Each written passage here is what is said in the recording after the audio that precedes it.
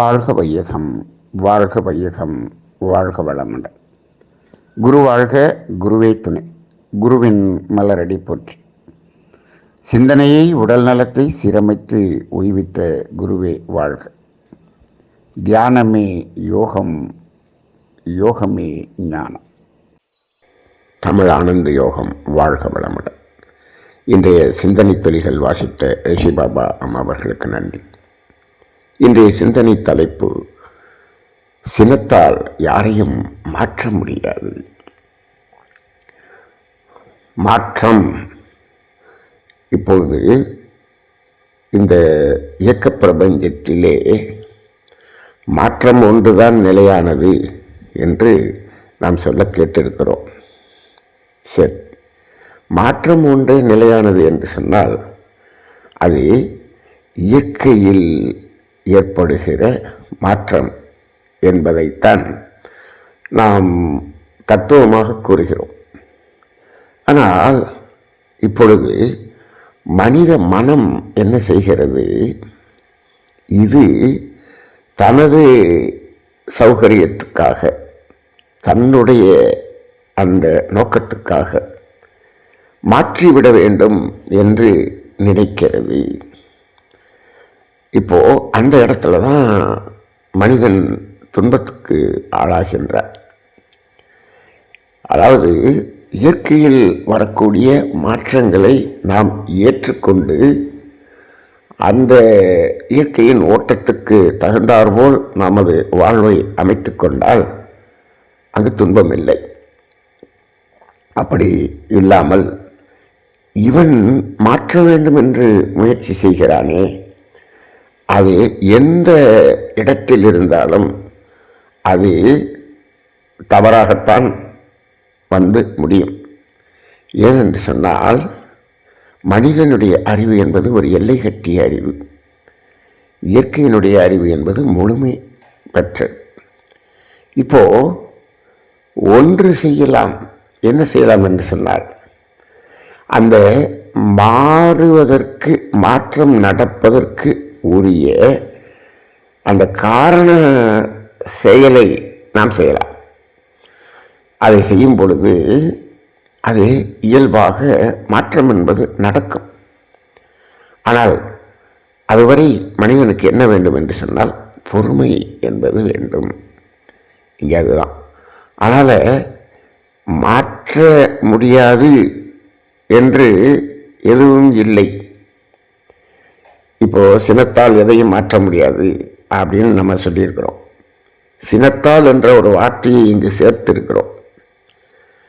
எதையும் மாற்ற முடியாது என்று ஒரு தலைப்பு கொடுத்து பேச முடியுமா என்று கேட்டால் அதையும் நாம் சிந்திக்கலாம். எதையும் மாற்ற முடியாதா என்று கேட்டால் உடனடியாக மாற்ற முடியாது. ஏன் அப்படின்னு கேட்டோம்னா, அது என்ன நடந்து கொண்டிருக்கிறதோ அது ஏதோ ஒரு செயலின் அடிப்படையில் விளைவாக நடந்து கொண்டிருக்கிறது. இப்பொழுது இந்த இயக்க பிரபஞ்சத்திலே, மனித வாழ்க்கையிலே ஒவ்வொரு மனிதனுக்குள்ளாகவும் சமுதாயத்துக்குள்ளாகவும் எத்தனையோ நிகழ்வுகள் நடந்து கொண்டிருக்கிறது அல்லவா? இவை அனைத்துமே எதன் அடிப்படையில் நடந்து கொண்டிருக்கிறது என்று சொன்னால், ஏதோ ஒரு செயல் செய்திருக்கிறோம், அதற்குரிய விளைவாகத்தான் இது நடந்து கொண்டிருக்கிறது என்ற ஒரு இயற்கை தத்துவத்தின் உண்மை முதலில் நமக்கு புரிய வேண்டும். அப்படி இருக்கும் பொழுது இது மாற்ற வேண்டும் என்று சொன்னால் செயலை மாற்ற வேண்டும். இப்பொழுது மாற வேண்டும் என்று சொன்னால் ஏற்கனவே மாற்றியிருக்க வேண்டும். மாற்ற வேண்டிய காலத்தை எல்லாம் விட்டுவிட்டு இப்பொழுது இது மாற்ற வேண்டும், மாற வேண்டும் என்று முயற்சி செய்தால் முடியாது. ஆனால் அதற்காக மாற்றவே முடியாது என்று சொல்ல முடியுமா என்றால், இப்பொழுது மாற்றத்துக்குரிய செயலை இப்பொழுது செய்தால் அது மாறுவதற்கு ஒரு காலம் எடுக்கும். அந்த காலத்தில் அது மாறும். பொறுமை என்பதுதான் தேவை. என்ன பண்ணுறான் மனிதன்? இது அந்த அளவுக்கு பொறுமை இல்லாத காரணத்தினால் இப்பொழுதே மாற்ற வேண்டும் என்று முயற்சி செய்யக்கூடிய அந்த முயற்சி இருக்கிறது அல்லவா, அந்த முயற்சிக்கு பெயர்தான் சினம் என்று சொல்லலாம். சினம் என்பது ஆசை தடைபடும் போது அது தடைக்கு யார் காரணமாக இருக்கிறார்களோ, காரணமாக இருக்கக்கூடிய நபரோ பொருளோ அவற்றின் மீது வருவதுதான் சினம் என்று நாம் படித்திருக்கிறோம். இப்போ நமது 6வது அறிவை கொண்டு இந்த ஆசை ஏன் தடைபடுகிறது என்று ஒரு கேள்வி கேட்க வேண்டும் அல்லவா. இந்த ஆசைக்கு ஏன் தடை வருகிறது, இவர் ஏன் இதற்கு தடுக்கிறார், இவர் ஏன் அதற்கு இடையூறாக இருக்கிறார் என்று சிந்தித்தோம் என்று சொன்னால் இதற்கும் ஏதோ ஒரு காரணம் என்று ஒன்று இருக்கும் அல்லவா. காரணமில்லாமல் காரியம் நடப்பதில்லை. முதல்ல அந்த தத்துவத்தை புரிஞ்சிட்டோம் அப்படின்னு காரணம் இருக்கும் அல்லவா, இருக்குது. அப்போ அந்த இடத்துல இதை இப்போ அந்த காரணத்தை மறந்து விட்டு இப்பொழுது சரி செய்ய வேண்டும் என்ற முயற்சி தான் அது சினமாக மாறுகிறது. சரி, அப்போ சினத்தால் யாரையும் மாற்ற முடியுமா என்று கேட்டால் மாற்ற முடியாது. ஆனால் ஒரு இடத்தில் இந்த சினம் பயன்படும். எப்படி என்று சொன்னால், அது ஒரு இடத்தில் ஒரு துன்பம் சமுதாயத்தில் நடந்து கொண்டிருக்கிறது. இது சமுதாய பிரச்சனையாக இருக்கிறது என்று வைத்துக் கொள்ளுங்கள். அந்த இடத்தில் அது ஒரு பெரிய விளைவாக மாறிவிடாமல் சற்று அதை தணிப்பது என்பதற்கு இதை பயன்படுத்திக் கொள்ளலாம். இது சமுதாய ரீதியாக இருக்கும். அதைத்தான் இப்பொழுது நமது காவல்துறையும் அந்த பாதுகாப்புத்துறை என்று சொல்கிறோமே, அவர்களெல்லாம் என்ன செய்கிறார்கள் என்றால் இதைத்தான் செய்கிறார்கள். உடனடியாக ஒரு பெரிய விளைவு வந்துவிடாமல் அதை சற்று அமைதிப்படுத்தக்கூடிய ஒரு நிலையைத்தான் அவர்கள் செய்கிறார்கள். அது இல்லை என்று சொன்னால் விளைவுகள் மிகவும் கடுமையாக இருக்கும். அப்போ இதை அப்படியே நீங்கள் மருத்துவத்தில் இதை பொருத்தி பார்க்கலாம். மருத்துவத்தில் நாம் என்ன செய்கிறோம் என்று பொருத்தி பார்க்கலாம். அதுதான் இந்த வாழ்வியலில் இருக்கக்கூடிய சினம் என்பதற்கும் பொருந்தும். ரெண்டும் அதுதான் பொருந்தும். இப்போது ஒரு நோய் வருகிறது என்று சொன்னால் அது ஒரு விளைவு. சரி, இப்போது அது நமக்கு தடையாக இருக்கிறதா? சில பேருக்கு நோய் வர்றதே கோபமாக வரும். அதனால் கோபம் வரும். இப்போ ஏதோ ஒரு உரை நிகழ்த்த வேண்டும், இருமல் வந்துக்கிட்டே இருக்குது, பாட வேண்டும், இருமல் வந்துக்கிட்டே இருக்குது. இப்படி இருமல் வருதுன்னா அந்த இருமல் மேலே கோபம் வரும். சரி, ஏன் வருகிறது? அதற்கு என்ன காரணம் செய்தோம்? என்ன செயல் செய்தோம்? தவறை செய்து விட்டோம், இப்பொழுது வருகிறது. இப்போது அது என்ன செய்கிறது அப்படின்னா, இப்போது இன்றைக்கி இந்த ப்ரோக்ராம் பாடி ஆகணும் அப்படின்னு சொன்னால் உடனே என்ன பண்ணிடுறாங்க? உடனே அப்போதைக்கு அது தெரியாமல் இருக்கிற மாதிரி ஒரு மாத்திரையை போட்டுறாங்க. சரி, போட்டுட்டு அந்த ப்ரோக்ராமை முடிச்சிடுறாங்கன்னு வச்சுக்கோங்க. முடித்த பிறகு சரி அதான் சரியாயிடுச்சு இல்லை அப்படின்ட்டு அப்படியே விட்டுட்டோம் அப்படின்னு சொன்னோம்னா அது இதை விட மிகப்பெரிய துன்பமாக மாறிவிடும். அப்போ இன்றைக்கி விஞ்ஞான மருத்துவம் என்பது எதற்கு என்று சொன்னால், தாங்க முடியாத ஒரு நிலை இருக்கும் பொழுது அதை தாங்கக்கூடிய அளவுக்கு கொஞ்சம் மாற்றி அதன் பிறகு தாங்கிக்கொண்டு அதை முழுமையாக சரி செய்வதற்கான காலத்தை எடுத்துக்கொள்வதற்காகத்தான் இந்த மருத்துவம். ஆனால் மனிதன் என்ன செய்கிறான்? மனிதனுக்கு என்ன கற்பிக்கப்பட்டிருக்கிறது என்று சொன்னால், இப்போது ஒரு தலைவலி வந்தது, அதற்கு ஏதோ ஒரு தைலத்தை தடவினாங்க, இல்லாட்டி மாத்திரையை சாப்பிட்டாங்க. உடனே அது என்னாச்சு? போயிடுச்சு அப்படின்றான். போயண்டே அப்படின்றான். இட் இஸ் கான் அப்படின்றான். எது போயிடுச்சு? தலைவலி போயிடுச்சா? அந்த தலைவலி தெரியல. அப்போ தெரியாமல் அதை நிறுத்தியிருக்கிறோம். அந்த அளவில் நிறுத்திய பிறகு அந்த தலைவலிக்கான காரணத்தை எடுத்து அதை சரி செய்யக்கூடிய வேலையை அப்புறம் செய்யணும். அப்போ இது இப்போது நம்ம வீட்டில் ஏதோ ஒரு எலக்ட்ரிக்கல் ப்ராப்ளம், மெயின் ஆஃப் பண்ணி வச்சுட்டு அதுக்கு என்ன பண்ணுறோம், வேலை செய்கிறோம். மெயின் ஆஃப் பண்ணிட்டா அந்த புகை வர்றது நின்றுச்சு, அப்போ மெயின் ஆஃப் பண்ணி அப்படியே வச்சுக்கலாமா? இல்லை. அப்போ அதை சரி செய்த பிறகு திருப்பி நம்ம மெயின் ஆன் பண்ணுறோம். அதுபோல தான் எல்லா இடங்களிலும் தற்காலிக தீர்வு என்று ஒன்று இருக்கிறது. ஆனால் அதுவே நிரந்தர தீர்வு என்று நினைத்து விட்டால் அது மீண்டும் மீண்டும் வரும். அப்போ அப்படியே விட்டுட்டு பார்த்தோம்னா ஒரு வாரம் கழிச்சு திரும்பி தலைவலி வருது இல்லையா, திருப்பி இருமல் வருது இல்லையா, அதே போலத்தான் இந்த சினம் என்பதும் என்னாகும், சினத்தால் நான் அவர்களை மாற்றிவிட்டேன் என்று நினைக்கிறோம் என்று வைத்துக்கொள்ளுங்கள். அது மாறவில்லை. அது என்ன ஆகிறது, தற்காலிகமாக குறைந்திருக்கிறது. ஏன்? அவர்களால் திருப்பி செலுத்த முடியவில்லை. அவர்களுடைய இயலாமையின் அடிப்படையிலே அதை என்ன பண்ணுறாங்க, அதை அவர்கள் வஞ்சமாக மாற்றி இருப்பாக வைத்து விடுகிறார்கள். அவ்வளவுதான். நாம் சினத்தால் இவர்களை மாற்றிவிட்டோம் என்று நினைக்க மாறியது போல் அவர்கள் இருப்பார்கள். ஆனால் அவர்கள் ஆழ் மனதில் அந்த சினம் இருந்து கொண்டேதான் இருக்கிறது. அப்போ என்ன அது, இப்படியே நாம் அதை அமுக்கி அடக்கி வைத்தோம் என்று சொன்னால் அது வஞ்சமாக இருந்து கொண்டு ஒரு காலகட்டத்தில் ஒரு சூழ்நிலை வரும்போது அது மிகவும் கொடுமையாக எழுச்சி பெறுவதை பார்க்கிறோம்.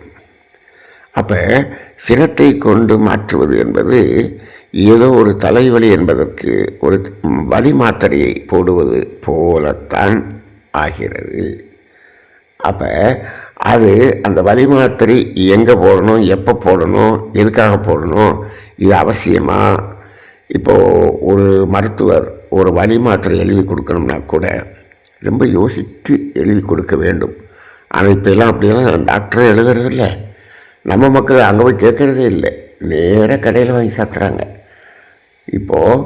ஆனால் மருத்துவ அந்த ஞானத்தில் என்ன சொல்லப்பட்டிருக்கிறது என்று சொன்னால், அந்த வலி மாத்திரை என்பது தேவை, அதீதமான தேவை என்றால் மட்டும்தான் அதை கொடுக்க வேண்டும். அதை எந்த அளவில் கொடுக்க வேண்டும், எந்த பவரில் கொடுக்கணும், இவ்வளவு பவரில் கொடுக்க வேண்டிய சூழ்நிலை இருக்கா, இப்படிங்கிறது எல்லாத்தையும் அவங்க ஆராய்ந்து தான் கொடுக்க வேண்டும். அந்த வலி மாத்திரை போலத்தான் இந்த சினம்.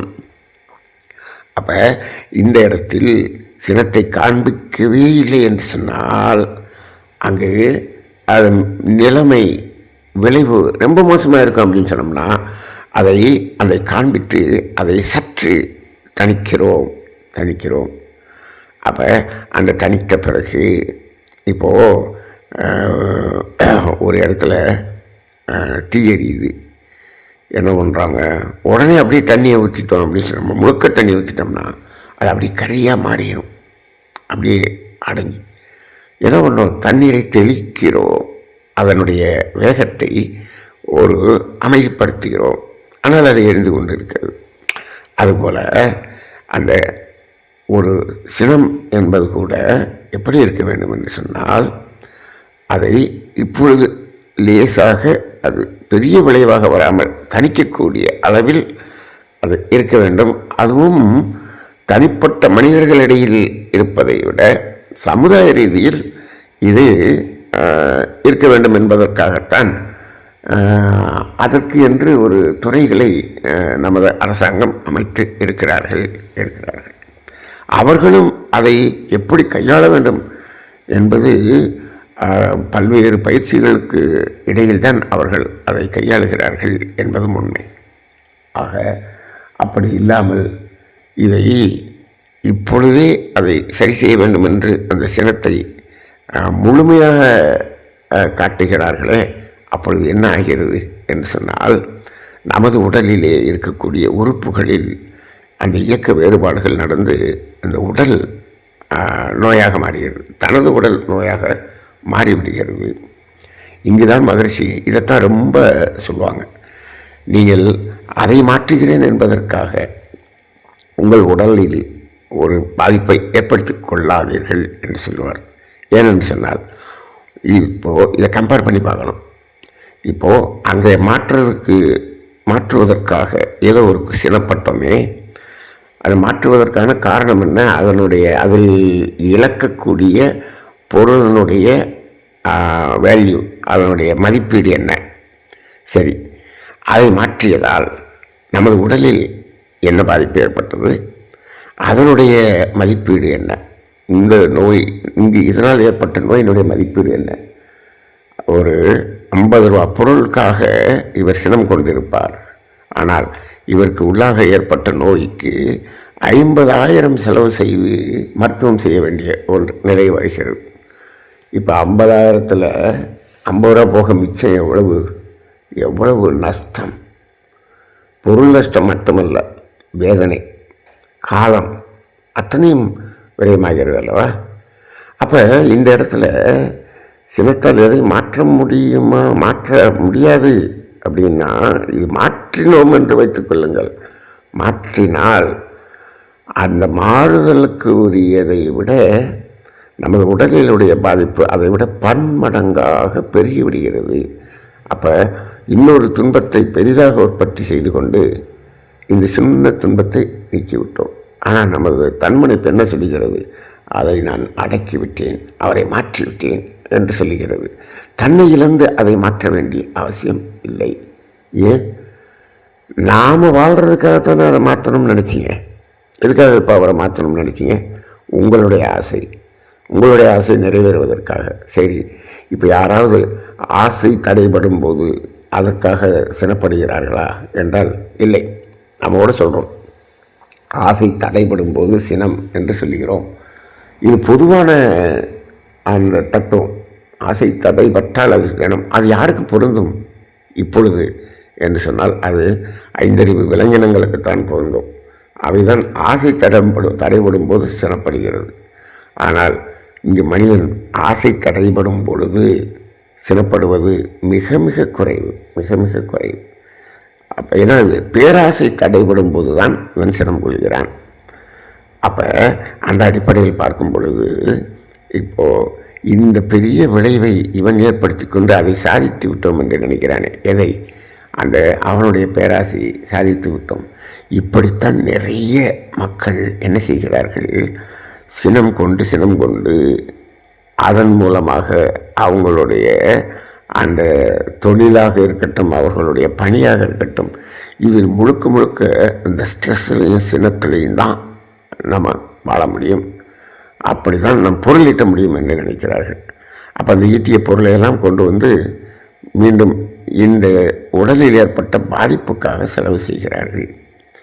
அப்போ இந்த இடத்தில் எதையும் மாற்றவும் முடியாது.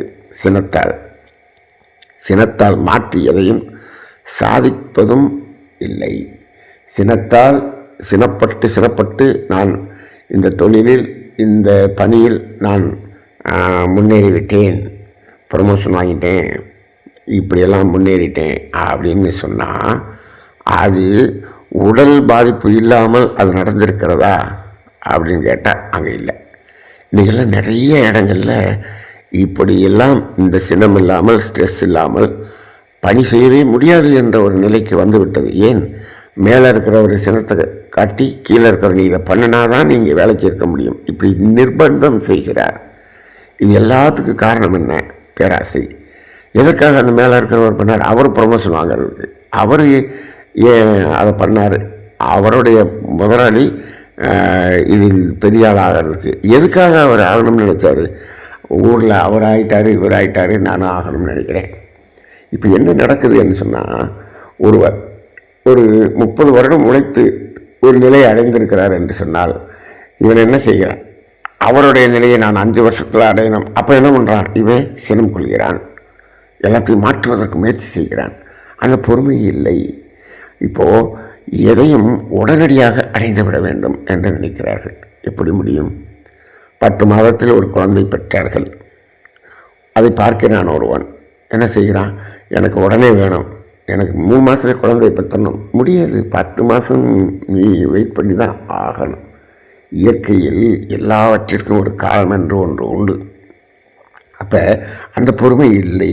இதனால் தான் இந்த சினத்தால் எல்லாவற்றையும் மாற்றிவிட வேண்டும், என்று நினைக்கிறான். அப்போ இந்த சினத்தால் மாற்றணுங்கிறதுக்கு 2 அடிப்படையான ஒரு நிலை இருக்கிறது. ஒன்று தன்மணிப்புக்காக, தான் என்பதற்காக ஒன்று சினம் கொள்கிறான், இன்னொன்று தனது என்பதற்காக சினம் கொள்கிறான். பொருளாதாரத்தை பெற வேண்டும், அதற்கு தடையாக இருக்கும் பொழுது அவன் சினம் கொள்கிறான். தனது கௌரவம் நான் என்ற ஆணவம் இருக்கும் பொழுது சினம். இந்த 2 தான் அடிப்படை.